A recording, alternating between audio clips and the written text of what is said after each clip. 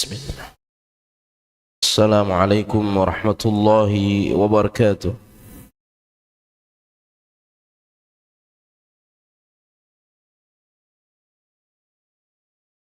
Innal hamdalillah nahmaduhu wa nasta'inuhu wa nastaghfiruhu wa natubu ilayh. Ashhadu an la ilaha illallah wahdahu la sharika lah.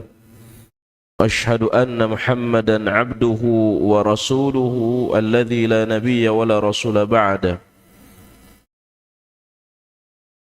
Qauluhu ta'ala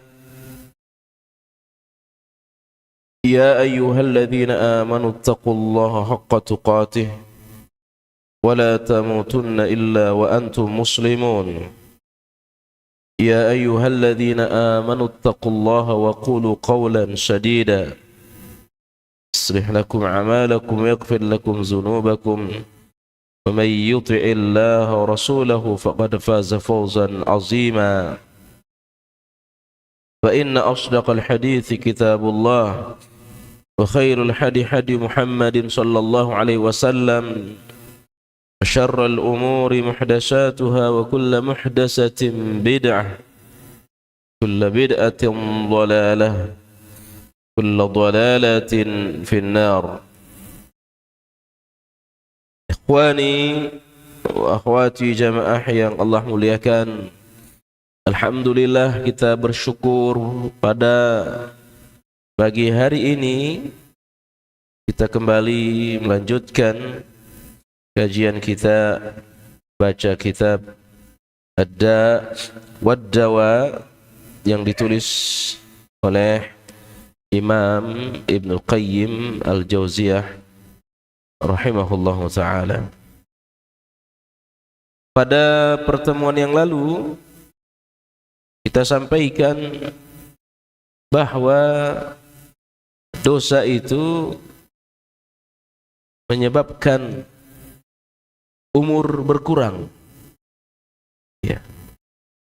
Sebagaimana amal salih menambah umur, ya. Walaupun di sini ada ikhtilaf para ulama. Ketika Nabi bersabda, barang siapa yang ingin umurnya dipanjangkan dan yuwassi' fi rizqih, diperluas rezekinya, diperbanyak rezekinya, falyasil rahimah, hendaklah dia senantiasa menyambung silaturahim, ya. Nah, makna hadis ini kata ulama di antaranya dalam kitab, ya, Minhatul Alam oleh Syekh Al-Fauzan, mungkin juga dalam pembahasan Tawdihul Ahkam Syarah Bulughul Maram Syekh Al-Bassam. Karena hadis tadi diletakkan oleh Ibnu Hajar Al-Asqalani, ya, dalam kitabnya Bulughul Maram di dalam bab Kitabul Jami'. Makna dari bertambahnya umur itu, ya, pendapat pertama bukan bertambah secara angka, ya, itu makna pertama. Karena manusia sejak dia berumur 120 hari di dalam rahim ibunya, maka ditetapkan baginya 4 perkara, ya. Katbi rizqih, ajalih, saqiyun wa sa'idun, ya. Allah tentukan baginya, setelah kita bisa buka dalam hadis Arba'in, proses penciptaan manusia. Imam Nawawi mengutip satu hadis yang panjang, proses penciptaan manusia, mulai dari pertemuan apa yang keluar dari bapak dan dari ibu sampai melewati 40 hari ketiga, yakni 120 hari, ditiup roh, ya, ditiupkan roh, maka dia menjadi manusia. Tadinya dia janin, ya. Sesudah itu Allah tentukan 4 perkara. Saat usia berapa tadi? 120 hari di dalam rahim ibu. Termasuk yang ditentukan adalah ajal. Ajal itu batas umur. Ya. Nah, berapa? Hanya Allah yang tahu.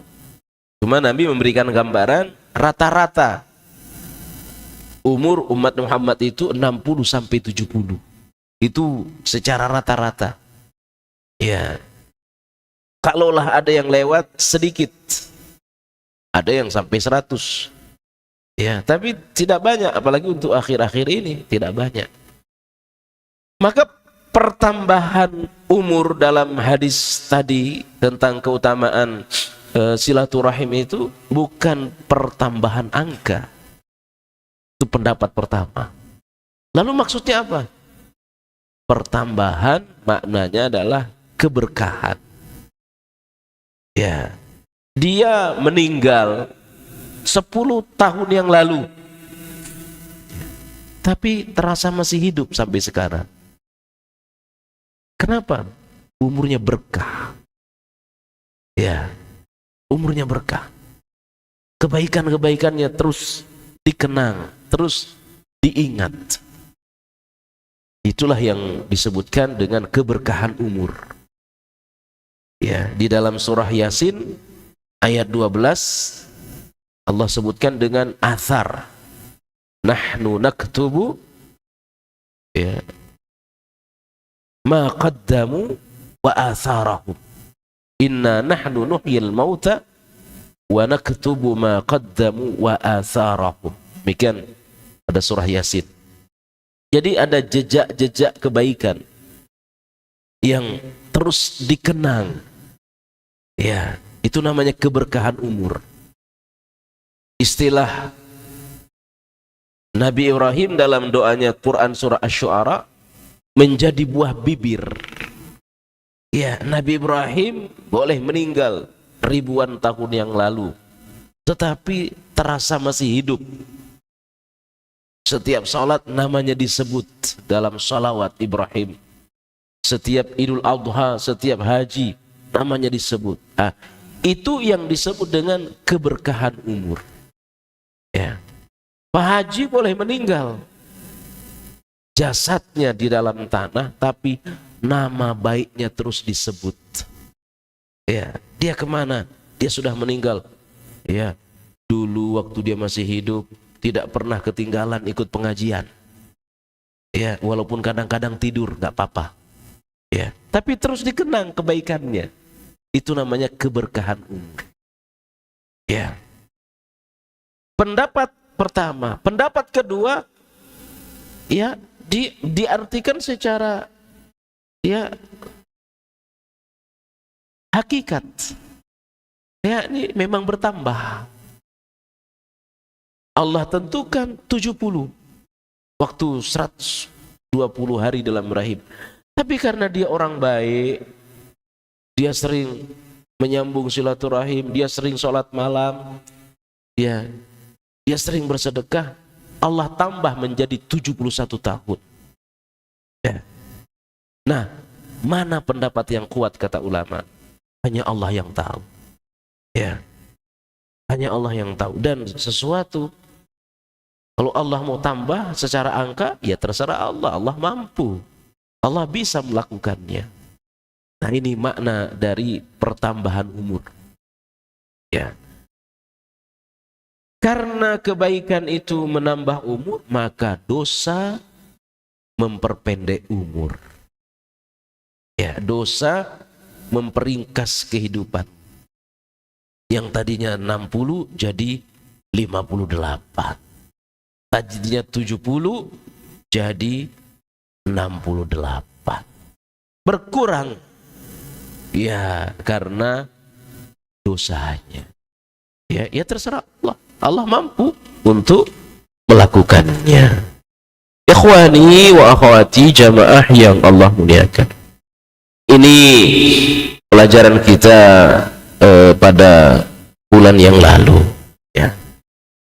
Kita lanjutkan masih dalam, karena ini banyak ya tentang asaruz dzunub, Berikutnya, bahwa dosa ini al-qat'u li ifsadil amwal. Ya, bahwa dosa menyebabkan rusaknya harta. Ya, ifsadul amwal, rusaknya harta. Ikhwani wa akhwati jamaah yang Allah muliakan. Ya. Maknanya apa? Hilangnya keberkahan di dalam hartanya. Ya. Atau memang susah rezekinya. Ya, karena dosanya. Ya. Sebagaimana amal salih mempermudah rezeki. Maka Allah katakan, "Wa may yattaqillaha yaj'al lahu makhraja wa yarzuqhu min haitsu la yahtasib." Siapa yang bertakwa kepada Allah Subhanahu wa taala, maka Allah akan memberikan kepadanya jalan keluar dari setiap problem hidup yang dia hadapi, wa yarzuqhu min haitsu la yahtasib, dan Allah akan memberikan kepadanya rezeki dari jalan yang tidak terduga. Maka pemahaman kebalikannya berdasarkan ayat tadi, dosa itu mempersulit rezeki. Ya, dosa mempersulit rezeki. Sekarang bagaimana dengan orang yang kok sholat enggak, judi iya, tapi bisnisnya maju, perusahaannya di mana-mana?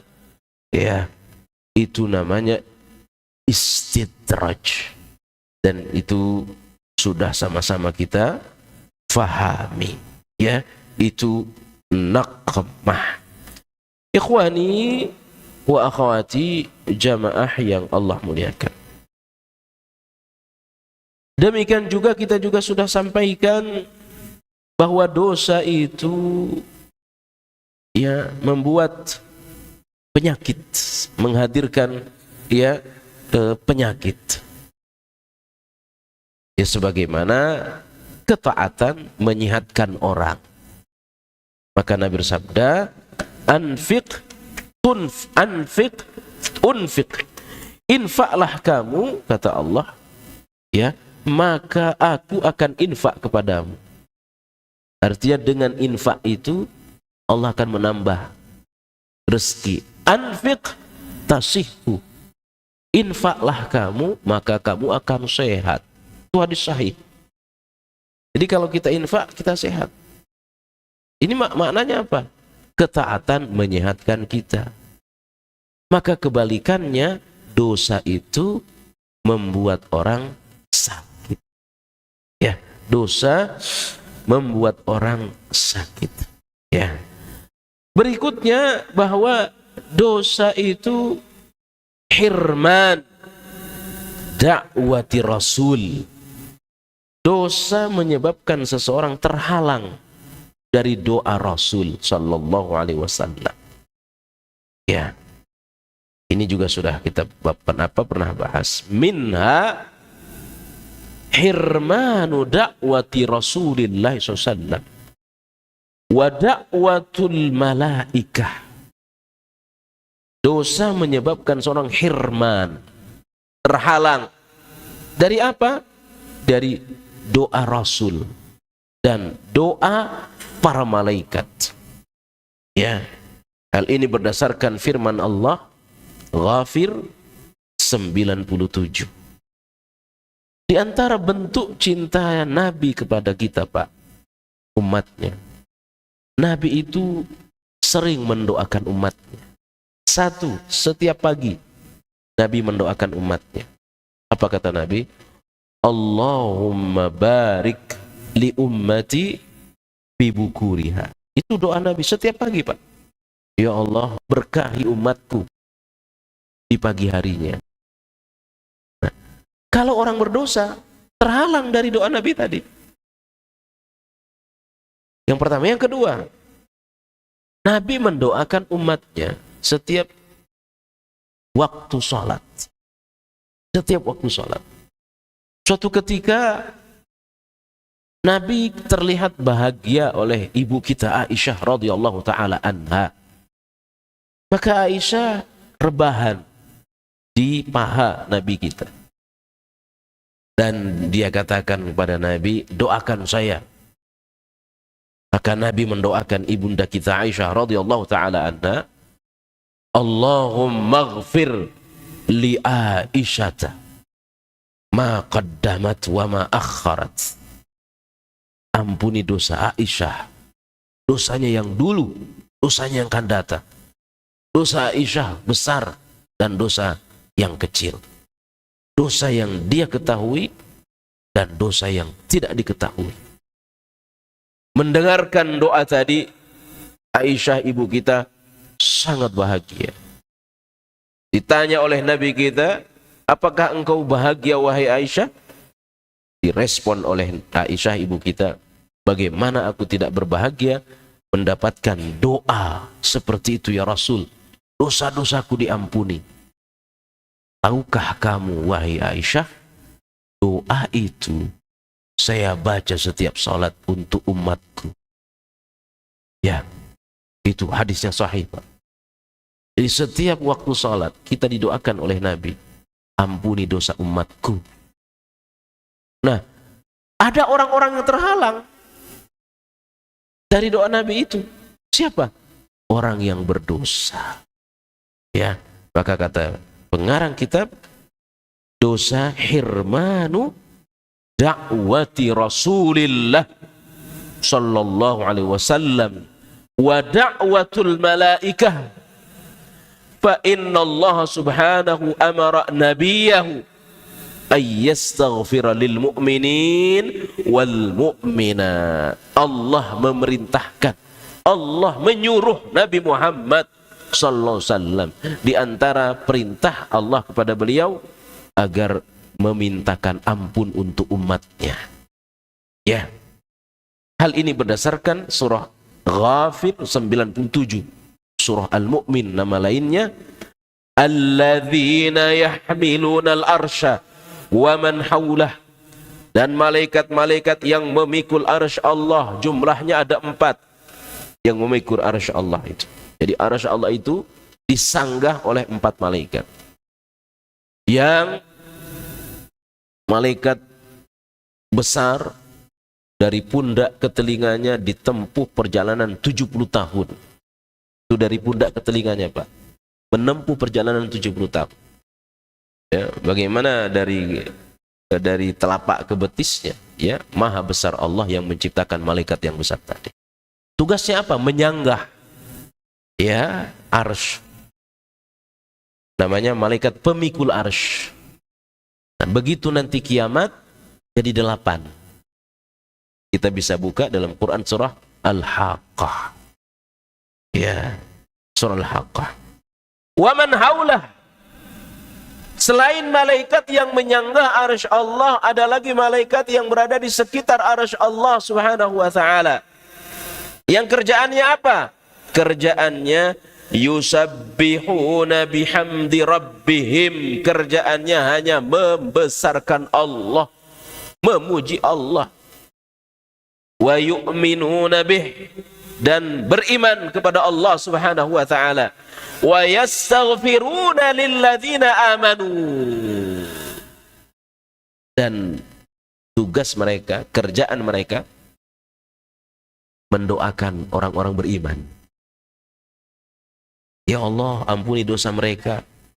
Ampuni dosa mereka. Ya, itu tugas mereka, Pak. Dan itu pasti mustajab. Ya. Malaikat enggak punya dosa, posisinya dekat dengan Allah. Di aina Allah, Allah di mana? Tinggi di atas arsy. Nah, di sekitar arsy itu ada malaikat yang kerjaannya apa tadi? Hanya muji Allah saja, hanya nyanjung Allah. Lalu mereka apa? Memohonkan ampun untuk orang-orang beriman. Ya. Tetapi kata Ibnu Qayyim, doa itu hirman, terhalang. Kepada siapa? Kepada ahli maksiat. Ya. pada ahli maksiat. Jadi kita ini Pak, setiap hari didoakan oleh malaikat dan oleh Nabi waktu beliau masih hidup. Ya. Fahadha du'aul malaikah. Ini adalah doa malaikat. Tadi surah Ghafir ayat 7-9 tadi itu. Di atas merupakan doa malaikat lil mu'minin, untuk orang-orang beriman yang at-taibin al-muttabi'in li kitabih wa sunnati Rasulillah SAW. Untuk orang beriman yang ittiba kepada sunnah Nabi.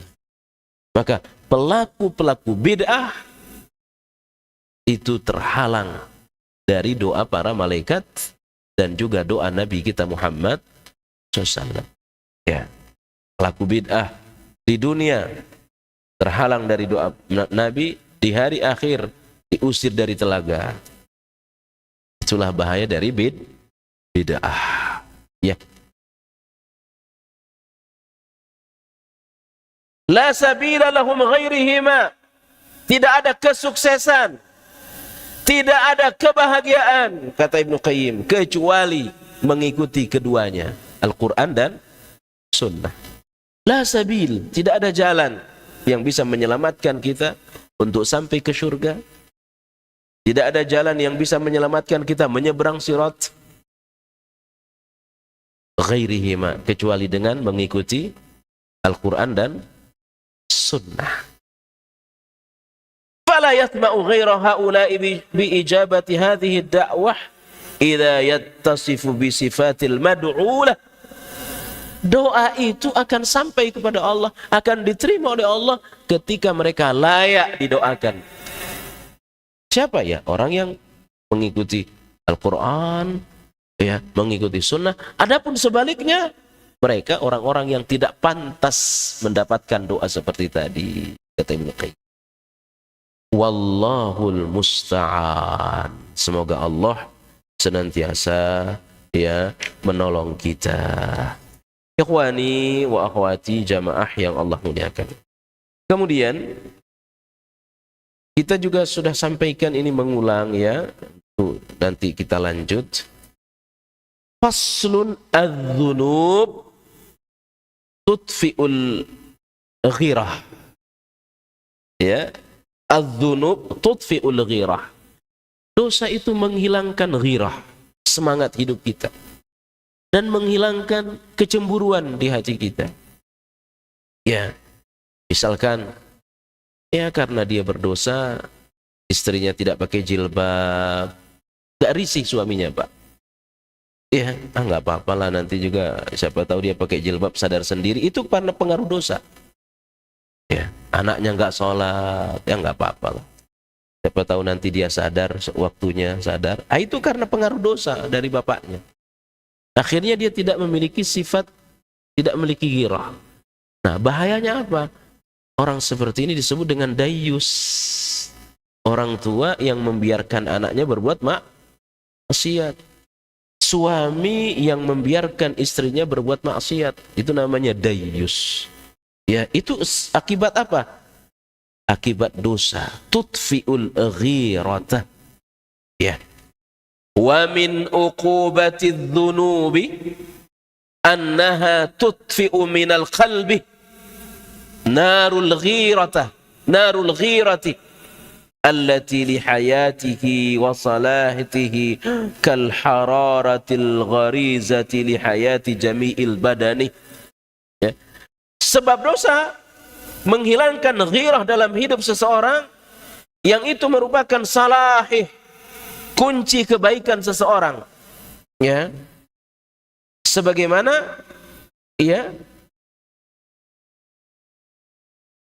kata beliau, hidup ini butuh cahaya. Maka ketika ghirah padam, mati, maka sebenarnya seseorang itu ibarat hidup tanpa cahaya. Ya. Ikhwani wa akhwati jamaah yang Allah muliakan. Jadi Allah itu, Pak, pencemburu. Ya. Allah itu pencemburu. Kapan Allah cemburu? Kalau hambanya melanggar aturan Allah. Nah, orang kalau tidak cemburu, istrinya dipegang oleh laki-laki yang bukan mahramnya, istrinya jabat tangan dengan laki-laki yang bukan mahramnya, istrinya cipika-cipiki dengan laki-laki yang bukan mahramnya, suaminya nggak cemburu, nah itu dayus itu, Pak. Ya, oh, nggak apa-apa teman kuliahnya, nggak apa-apa rekan kerjanya. Padahal jelas tidak boleh seorang laki-laki dan perempuan bersentuh kulit yang bukan mahram, apalagi sampai mohon maaf cipika-cipiki tadi di depan suaminya, istrinya begitu, tidak apa-apa. Nah, ini berarti ghirahnya itu sudah dicabut, rasa cemburunya itu sudah dicabut, dan ini bahaya. Ya, anaknya boncengan motor dengan laki-laki yang bukan mahram, tidak apa-apa bagi bapaknya. Nah, itu rasa cemburu di hati orang tuanya, di hati bapaknya itu dia dicabut oleh Allah. Bahkan kadang-kadang waliyadzubillah na'udzubillah min zalik, ya, ada teman lelaki datang, ya, justru yang manggil anaknya ya bapaknya. Tuh, ada teman laki-laki mau datang tuh, temenin tuh, ya Allah berduaan, ngobrol. Yang manggil siapa? Bapaknya yang manggil. Ini kenapa ini? Ghirahnya itu sudah dicabut. Ya, rasa cemburunya itu dicabut. Ya. Ini kadang-kadang kan begitu. Ada orang tua, Pak, malu anaknya nikah cepat, kawin cepat malu. Oh, masih 20, nggak usah dulu lah. Masih 19, nggak usah dulu. Nggak apa-apa, ya jalanin aja dulu. Ya, malu. Tapi kadang-kadang ada orang tua tidak malu anaknya pacaran. Ya. Dan ketahuan banyak suka jalan berdua. Orang tuanya nggak malu. Nggak apa-apa, itu kan pacarnya. Nah, orang tua seperti ini, Pak. Orang tua yang sudah dicabut apa tadi? Ghirah. Di dalam hatinya. Rasa cemburu. Dan Allah itu pencemburu. Ya. Ata'ajabuna min ghairati Sa'id lianna aghyaru minhu wallahu aghyaru minhu. Para sahabat itu pencemburu, malaikat pencemburu, ya. Dan Allah lebih pencemburu. Kapan Allah cemburu? Ketika aturan-aturannya dilanggar. Maka kita sebagai orang tua harus cemburu kalau anak kita berbuat dosa, kalau istri kita bermaksiat. Nah, ada orang nggak cemburu. Itu pengaruh apa? Bisa pengaruh dosa yang lain, ya, bisa pengaruh riba, bisa pengaruh bohong, ya, bisa pengaruh korupsi dan sebagainya. Itulah di antara efek buruk dari dosa.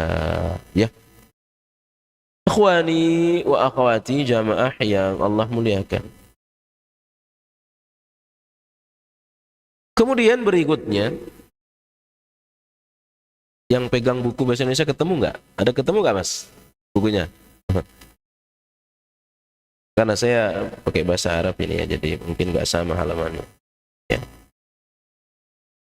Berikutnya, ya, al-ma'asi tuzhibul haya.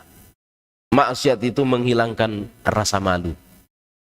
Ya, ini hampir mirip dengan ghirah tadi. Ya, rasa malu. Orang nggak malu lagi, ya, korupsi nggak malu, itu pengaruh dosa yang lain, ya.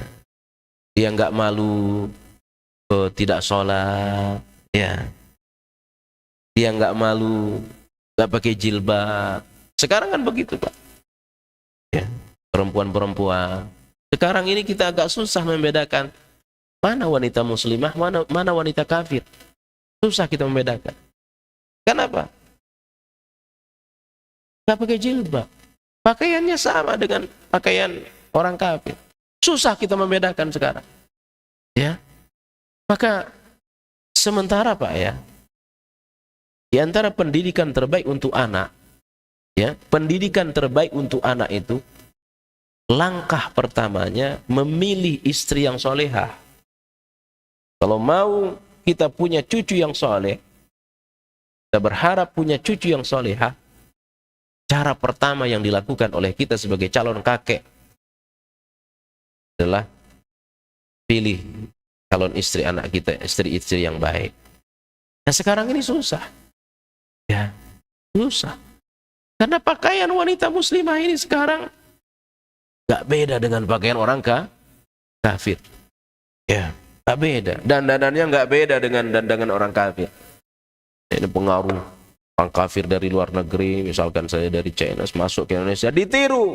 Pakaian-pakaian ala Korea, pakaian-pakaian ditiru oleh wanita muslimah sekarang. Itu kenapa?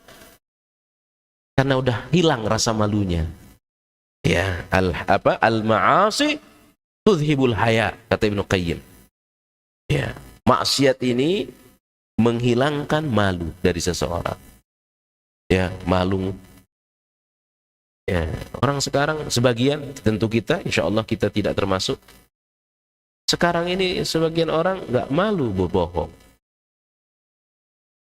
nggak malu zina, ya, nggak malu nikah dalam kondisi, mohon maaf, hamil duluan. Sekarang orang nggak malu. Tiba-tiba mohon maaf, hamil duluan, lalu dinikahin. Gak malu orang sebagian sekarang ini. Ya, padahal kan risikonya besar, Pak. Ya. Jadi kalau ada orang hamil duluan, ini sering saya sampaikan di mana-mana, agar bagaimana kita, sebagai orang tua malu kalau sampai anak kita pacaran, sebagai seorang anak malu, ya jalan dengan yang bukan mahram. Terjadi perzinahan hamil. Apa risikonya? Satu, anak itu tidak punya bapak. Ya, anak itu nggak punya bapak. Walaupun jelas pelakunya ada. Ya, A laki-laki, B perempuan. Mohon maaf, zina, hamil. Pelakunya si A, tapi itu bukan bapaknya. Itu bukan bapaknya. Maka kedudukan anak tadi yatim, Pak. Nggak punya bapak dia. Bagaimana kalau mereka nikah? Sama saja. Itu bukan bapaknya. Kok bisa? Kan jelas pelakunya. Karena dia lahir tidak sah dengan jalan yang sah. Kalau dianggap jalan yang sah, kalau dia nikah. Ya. Sementara dia hamil di luar nikah. Maka dia tidak punya bapak. Ya. Itu pertama. Karena itu bukan bapaknya, kemudian nikah nih. Nikah. Maka itu bukan mahramnya. Pelaku tadi bukan mahramnya itu. Karena bukan bapaknya. Resiko yang ketiga, kalau dia anak perempuan, ketika nikah harus ada walinya. Maka tidak boleh disebut pelaku tadi sebagai walinya. Malu dong. Anak saya, ya, kenapa kamu dulu nggak malu berbuat? Ya, jelas ada dia kok, kenapa nggak disebut? Ya itu bukan bapakmu, ya, malu. Ya udah tanggung risiko. Ya, itu bahayanya. Ketika rasa malu ini sudah tercabut, ya, dari seseorang, sampai terjadi tadi itu diantaranya.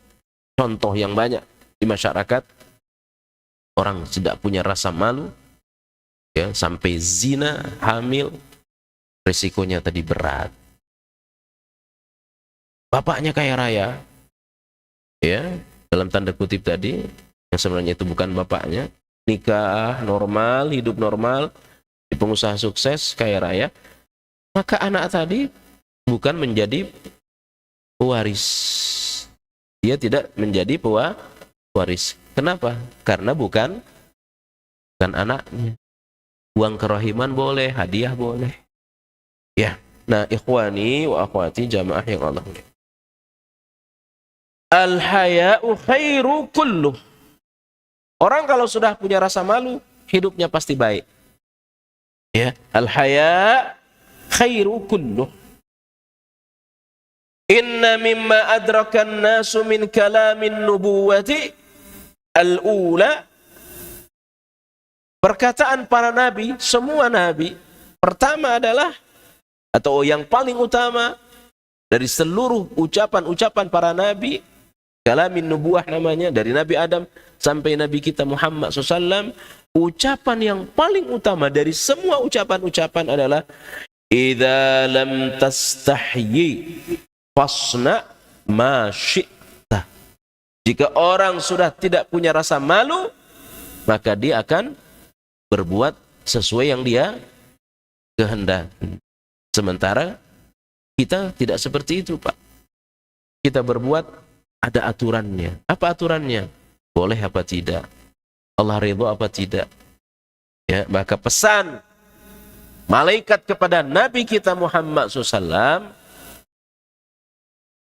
if'al ma syi'ta atau i'mal ma syi'ta fa innaka majziyum bih.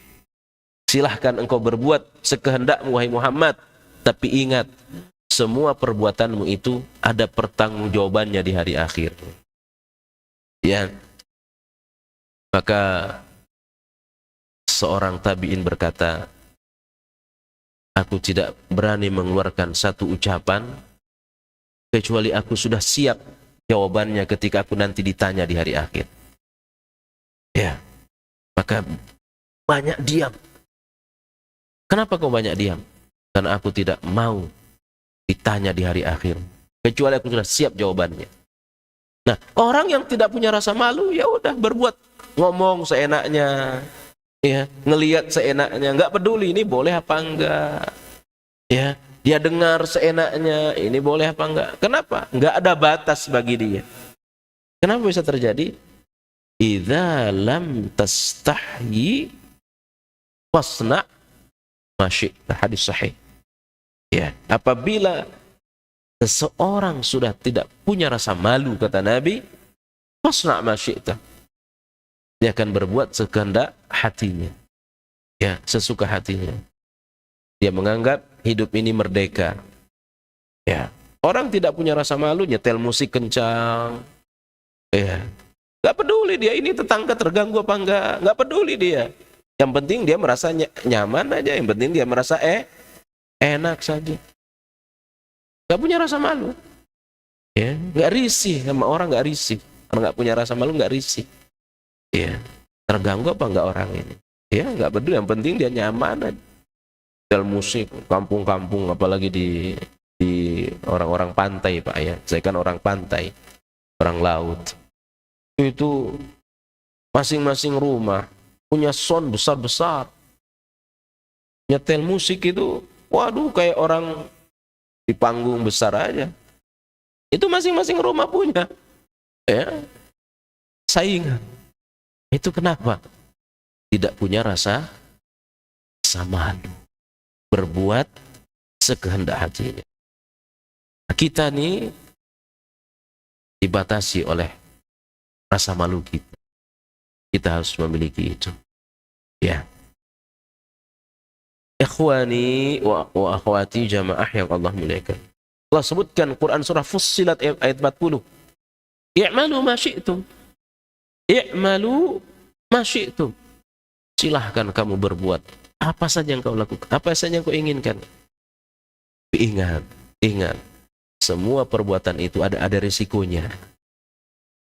Apa risikonya? Di dunia bisa selamat, di hari akhir tidak bisa selamat. Nah, ini risiko kita, itu batasan kita. Batasan kita itu adalah hari akhir. Ya. Kira-kira Allah redha apa enggak? Kira-kira bawa saya ke surga apa tidak? Kalau saya ngomong, jangan-jangan bisa membawa saya ke neraka. Ya. Ini memperberat timbangan kebaikan saya apa tidak? Ya. Allah katakan, Fussilat 40, i'malu ma syi'tum. Ikhwani wa akhawati jamaah yang Allah muliakan.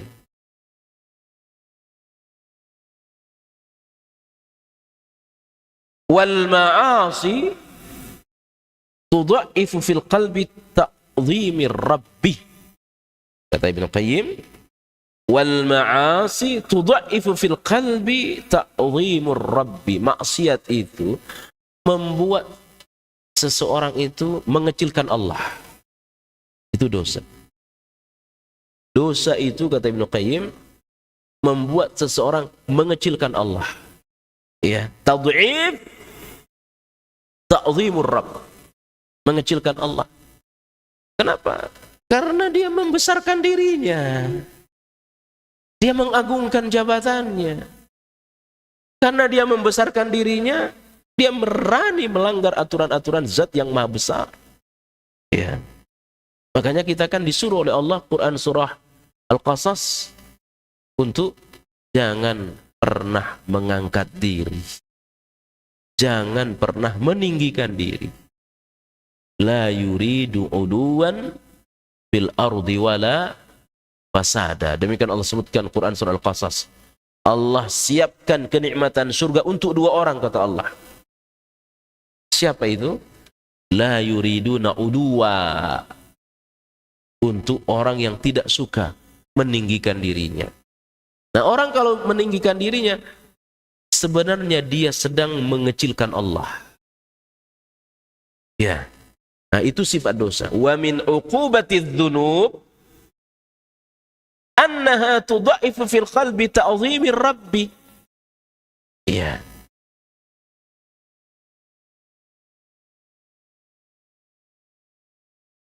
Wa tudha'ifu waqara fil qalbil abdi.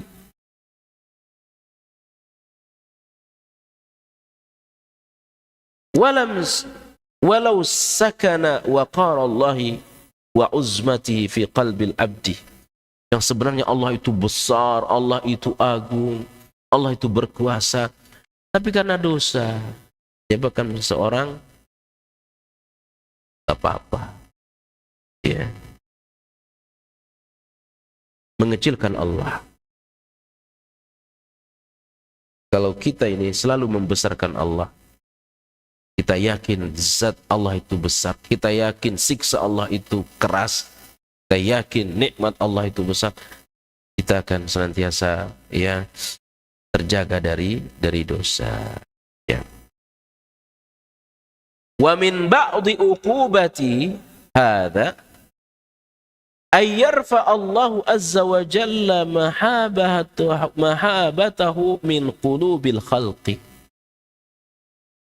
wa yuhawwinu alaihim wa yastakhfuna bih. Resikonya apa? Resikonya orang itu akan dihina oleh Allah. Siapa yang mengecilkan Allah, Allah akan membalas menghina orang itu. Ya. Allah akan merendahkan orang itu. Semakin dia meninggikan dirinya, semakin Allah rendahkan dia. Ya. Jadi siapa orang yang senang mengangkat dirinya, Allah akan rendahkan dia. Ada istilah dalam hadis itu, libasus syuhrah, pakaian ketenaran. Memakai pakaian mahal agar disanjung orang, ya, agar dipuji orang. Orang seperti ini, kata Nabi dalam satu hadis, akan direndahkan di hari akhir. Jadi semakin orang mengangkat dirinya, semakin orang memuji dirinya, maka saat itu sebenarnya dia sedang merendahkan dirinya. Ya, menghinakan dirinya. Siapa yang menghina dia? Allah subhanahu wa ta'ala. Orang kecil itu senang membesarkan dirinya. Orang besar, gak usah dia besarkan dirinya. Orang sudah tahu kalau dia orang hebat. Ya. Tapi karena dia kecil, dia itu lemah, ya, sok hebat di hadapan manusia. Ya. Akhwani wa akhawati jamaah yang Allah muliakan. Allah sebutkan Quran surah Hajj ayat 18. Surah Hajj ayat 18. Wa may yuhinillahu fama lahu min mukrim. Ya. Kemuliaan itu tidak bisa diraih dengan dunia, Pak. Ya. Dan orang tidak akan pernah bisa menghina kita, nggak akan bisa. Menghina itu bahasa Arab. Al-Hajj ayat 18. Siapa yang dihina oleh Allah, tidak ada satu kekuatan yang bisa memuliakan dia. Dan siapa yang ditinggikan oleh Allah, tidak ada satu kekuatan yang bisa menghina dia. Ini kaidah Al-Hajj ayat 18. Ya, maka carilah kemuliaan dari sisi Allah. Bukan mencari kemuliaan dengan jabatan, bukan mencari kemuliaan dengan banyaknya harta. Orang beriman hartanya banyak, bagus. Tapi bukan itu yang membuat engkau hebat. Ya. Wa may yuhinillahu fama lahu min mukrim. Betapa hebatnya Uwais Al-Qarni. Siapa yang tidak kenal Uwais Al-Qarni? Ya.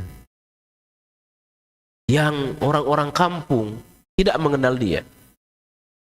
Orang-orang kampung tidak mengenal dia. Tapi karena dia sangat cinta kepada Allah dan hormat kepada orang tuanya, akhirnya apa, Pak? Dia tidak terkenal di kampungnya, tapi terkenal di langit.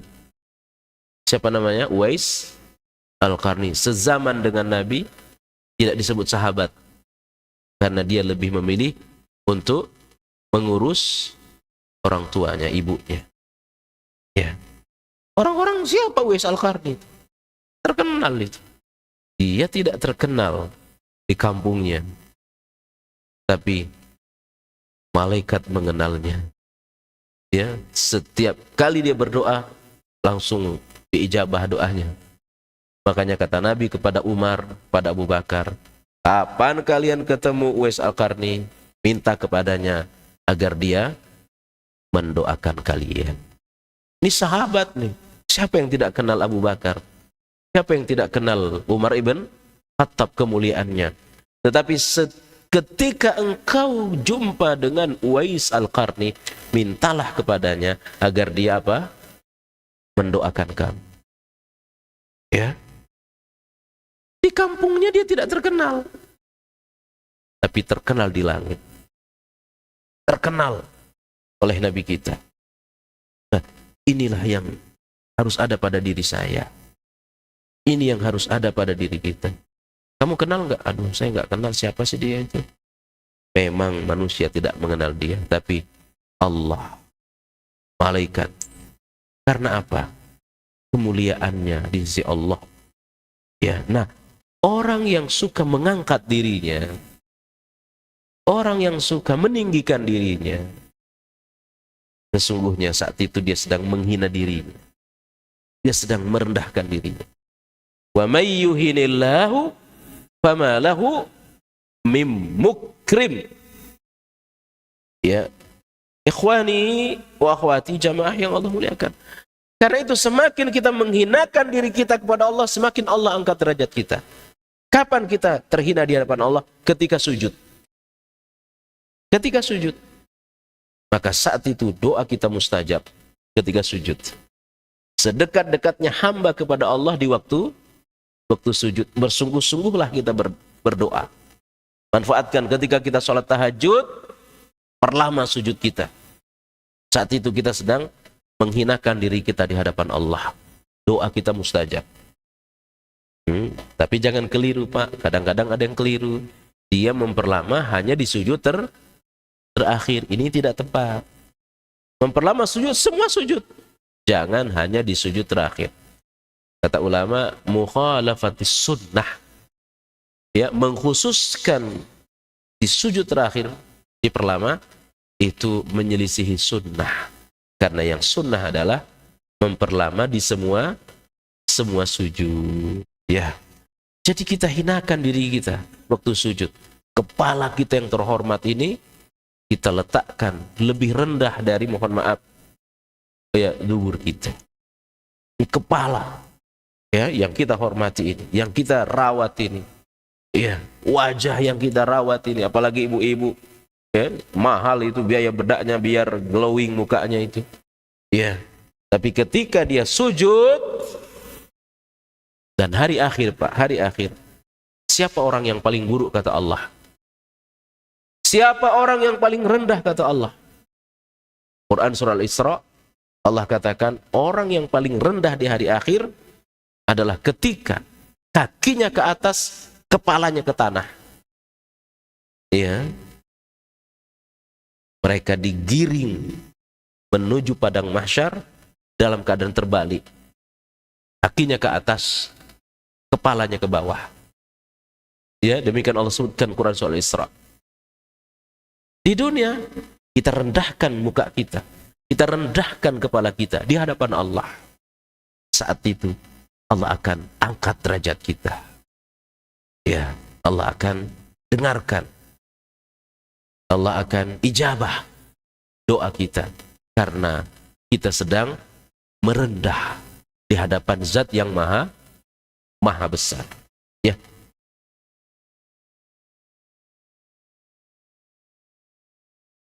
Ikhwani wa akhwati jamaah yang Allah muliakan. Ya. Saya kira cukup kajian kita pada hari ini. Insya Allah kita sambung di pertemuan mendatang, ya. Masih dalam atharuz zunub, ya, pengaruh-pengaruh buruk dosa terhadap kehidupan seseorang, ya. Kitab yang kita baca ini judulnya Ad-Da' wad-Dawa', ya. Au al-jawabul kafi liman sa'ala anid dawa'is syafi. Judulnya ada penyakit dan obat-obatnya, atau jawaban lengkap terhadap siapa yang bertanya tentang penyakit dan obat. Ya, ditulis oleh At-Ta'lib Al-Imam Syamsuddin Muhammad bin Abi Bakar bin Qayyim Al-Jauziyah rahimahullahu ta'ala. Barakallahu fikum. Sebelum kita tutup, mungkin ada yang ingin ditanya, disilahkan.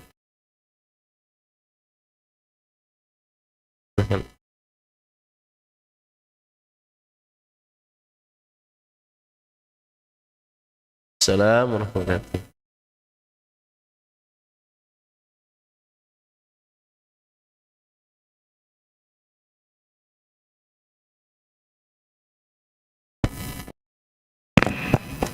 Assalamualaikum warahmatullahi wabarakatuh. Maaf suara saya ini kadang-kadang hilang. Saya menanyakan tentang dosa yang dilakukan seorang nabi. Yang dilakukan Seorang nabi seperti Nabi Ayub. Apakah dia berdosa? Karena dia mengatakan ini masih dulu antara antahmur rahimin. Ini masih syaitan binisbi wa'azab. Jadi ini dosa, apakah ada dosa yang dia lakukan seperti itu atau lain, dan bagaimana pengertian ayat ini? Itu aja. ya. Kita bisa buka Quran surah Al-Anbiya ayat 83, ya. Al-Anbiya ayat 83. Wa ayyuba idh nada rabbahu anni massani ad-durru wa anta arhamur rahimin. Ya. Kita baca tafsirnya biar saya jawab berdasarkan ilmu, bukan berdasarkan kepala saya. Yudzakiru ta'ala an Ayyub. Allah menjelaskan tentang Nabi Ayyub alaihi salam. Maka asabahu minal bala, ketika dia ditimpa musibah, penyakit yang belum pernah terjadi. Ya, Nabi alami musibah yang belum pernah terjadi sebelum Nabi Ayyub. Penyakit. Ya, orang-orang heran, apa ini? Bisa jadi kalau terjadi sekarang itu, ya, dia sedang dihina. Ya, ini Nabi, masa Allah hina? Jadi, maka asabahu minal bala. Apa musibahnya? Pertama, bimalih wa waladih wa jasadih. Pertama, Nabi Ayyub diuji oleh Allah, hartanya hilang. Ya, hartanya habis. Sesudah itu anaknya, ya, dan terakhir badannya, ya, lengkap sudah. Akibatnya apa? Orang-orang tidak lagi mau mendatangi Nabi Ayub, termasuk istrinya, meninggalkan. Ya, manusia kalau kita punya uang, ya, apalagi pejabat, wah itu banyak orang nempel ke kita, Pak. Itu manusia. Ya. Banyak, apalagi ada kekuasaan, ada jabatan, wah itu, ya, ibarat semut itu manusia nempel. Nah ini Nabi Ayub, terjadi sama Nabi Ayub. Banyak orang datang. Tapi Allah uji, hartanya hilang, anaknya hilang. Ditambah lagi penyakit. Ya. وَذَلِكَ أَنَّهُ كَانَ لَهُ مِنَ الدَّوَابِ وَالْأَنْعَامِ وَالْحَرْثِ شَيْءٌ كَثِيرٌ. Subhanallah. Nabi Ayub itu punya harta banyak. Ya, ad-dawab, dia punya binatang banyak, kambing, dia punya apa ini, pokoknya ya gembalaannya banyak sekali. Ya. Wal hirsu syai'un katsir, tanaman, kebunnya banyak. Nabi Ayub alaihissalam. Wa auladu katsirah, anaknya juga banyak. Ya, hartanya banyak, anaknya banyak. Wa manazil mardiyah, tempat tinggal yang indah. Ya. Maskanah, ini tempat tinggal yang ya orang sekarang menyebut ya, enak untuk tempat di masa tua, untuk istirahat. Manazil mardiyah. Fabtala fi dzalika kullu. Dalam waktu sekejap Allah uji Nabi Ayub semuanya. Ya. Dhahaba an akhirih, tidak ada yang tersisa. Ya. Jadi ya Allah, kalau kita ini diuji, Pak, apa hal pertama yang harus kita ingat? Ingat ujian Nabi terdahulu. Ternyata ujian kita ini tidak ada apa-apanya dibanding dengan ujian. Tapi kadang-kadang kita ini, saya mohon maaf, kita ini suka membandingkan hidup kita dengan orang yang lebih enak. Makanya gak bisa syukur sama Allah. Ya, ke Jakartanya bareng. Saya sama dia dari kampung ke Jakarta, tapi hidup saya gini-gini aja. Dia udah punya ini, dia punya ini. Ya, akhirnya tidak menikmati apa yang Allah kasih kepada kita. Menganggap sedikit. Disebabkan apa? Kita bandingkan hidup kita dengan orang yang lebih enak. Coba bandingkan dengan orang yang lebih sengsara dari kita. Dengan orang yang lebih ya du'afa dari kita. Pasti kita bersyukur sama Allah. Ya. Nah, subhanallah, ujian Nabi Ayub ini luar biasa. Ya. Ibtala kullu dhahaba an akhi summa batala fi jasadih. Ya, bil jazami fi sairi badanih. Al jazam, yakni semacam kusta. Ya, rusak ini tubuhnya. Ya, penyakit. Nah, yadhkuru bihima Allahu azza wa jalla hatta afa jalis, ya, wa afrada fi nahiyati minal badani wa lam yabqa minan nasi ahadun yahnu alaihi siwa zaujatih. Semua orang meninggalkan Nabi Ayub kecuali istrinya. Kanat taqumu bi amri, yang mengurus istrinya, yang mengurus suaminya, yakni Nabi Ayub, dia urus. Ya. Makanya kita ini jangan pernah sia-siakan istri kita. Ya. Kenapa? Dialah orang yang akan setia mendampingi kita dalam keadaan sulit. Adapun orang lain, teman, ya, bisa jadi nempel kepada kita saat kita hartanya banyak, saat kita jadi pejabat, saat kita nempel orang-orang, ya, dengan nempel kepada orang banyak, menghabiskan waktu dengan orang, Kadang-kadang keluarga kadang-kadang istri diabaikan, ya. Nah, itu terjadi sama Nabi Ayub. Ditinggalkan semua, siwa zaujatih, kecuali istrinya. Ya, ini nanti Bapak baca dalam tafsir Katsir ya. Kanat taqumu bi amri wa yuqalu annaha ihtajat fasarat takhdumun nasu min ajlih. Ya, dan seterusnya dan seterusnya. Nah, apakah pertanyaannya Nabi Ayub itu berkata sebagai bentuk, ya, sebagai bentuk dosa kepada Allah Subhanahu wa taala sampai kemudian, ya, dia diuji itu adalah pengaruh dosanya, ya. Nabi Ayub tidak akan menyalahkan Allah. Itulah sikap seorang mukmin, ya. Oh, saya Nabi begini, gimana Allah? Enggak mungkin. Dia tetap menganggap ini adalah kesalahanku, ini pengaruh. Itulah sikap seorang mukmin. Siapa tetap harus menganggap dirinya ini karena pengaruh keburukanku. Ya, mungkin nggak Nabi berbuat salah? Bisa jadi. Contoh Nabi Yunus alaihissalam. Nabi Yunus dimakan ikan. Itu pengaruh dari pilihan yang salah. Dia berdakwah sekian lama, banyak orang tidak mengikuti. Akhirnya dia tinggalkan medan dakwahnya. Dia tinggalkan. Ya, dengan meninggalkan medan dakwah, ya, takdir Allah, kapal kelebihan muatan harus ada yang dibuang. Ya, takdir Allah, kena Nabi Yunus dilempar, dimakan ikan. Itu kata ulama bukan sekedar dimakan ikan, itu pengaruh dari pilihan salah.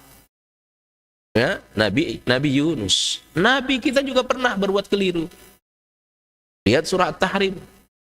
Nabi kita keliru, ditegur oleh Allah. Ya. Jadi karena itu guru kepada Aisyah, mereka kompak.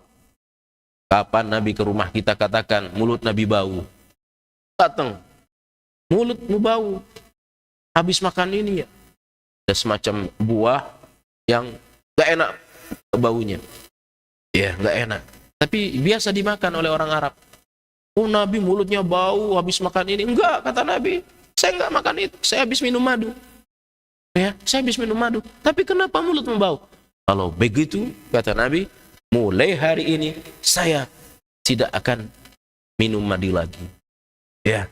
Maka turun firman Allah, ya ayyuhan nabiyyu lima tuharrimu ma ahallallahu laka tabtaghi mardata azwajik. Lihat tafsir Mukatsir surah At-Tahrim ayat 1.